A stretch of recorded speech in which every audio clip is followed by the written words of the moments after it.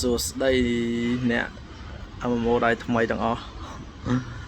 អាយ៉ាមកហើយសឹកដប់យ៉ាងណាហើយមានអារម្មណ៍ថាផុសយ៉ាងណាក៏ដោយដូចជាអត់ឡើងលុយសោះ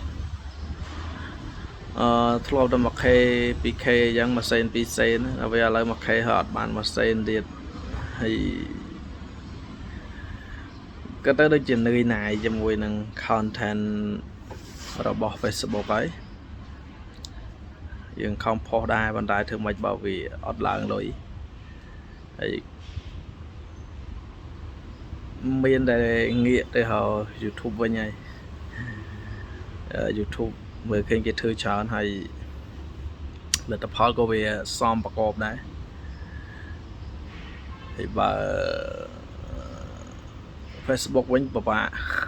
ខ្លះបានbonusហើយកាត់bonusទៀតហើយយ៉ាង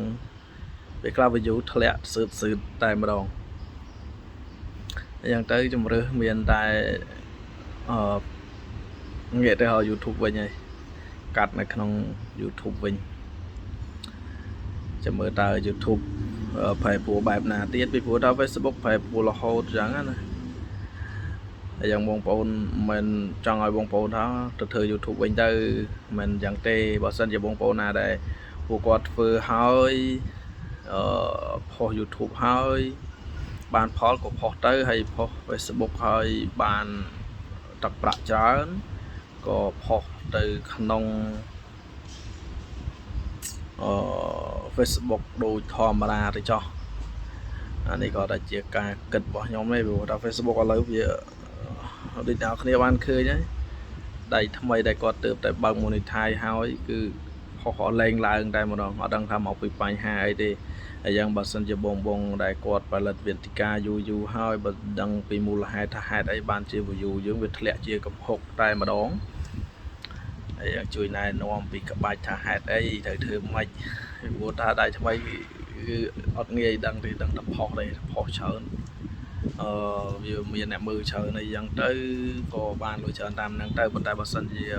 ផុសហើយអត់មានអ្នកមើលទេយូរទៅដូចជាខ្ញុំចឹងនឿយណាយក្នុងការផុសនៅក្នុង Facebook ហើយ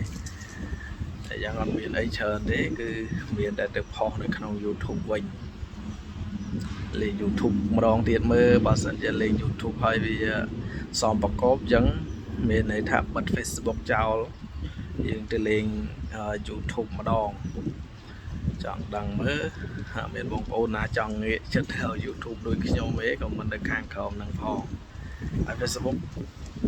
មិនតែខ្ញុំបោះចោលហ្មងទេខ្ញុំយូរខ្ញុំផុសម្ដងកុំឲ្យយើងអត់លេង Facebook បើយ៉ាងណាហ្នឹងហើយមានតែប៉ុណ្្នឹងហើយវីដេអូប៉ុណ្ណឹង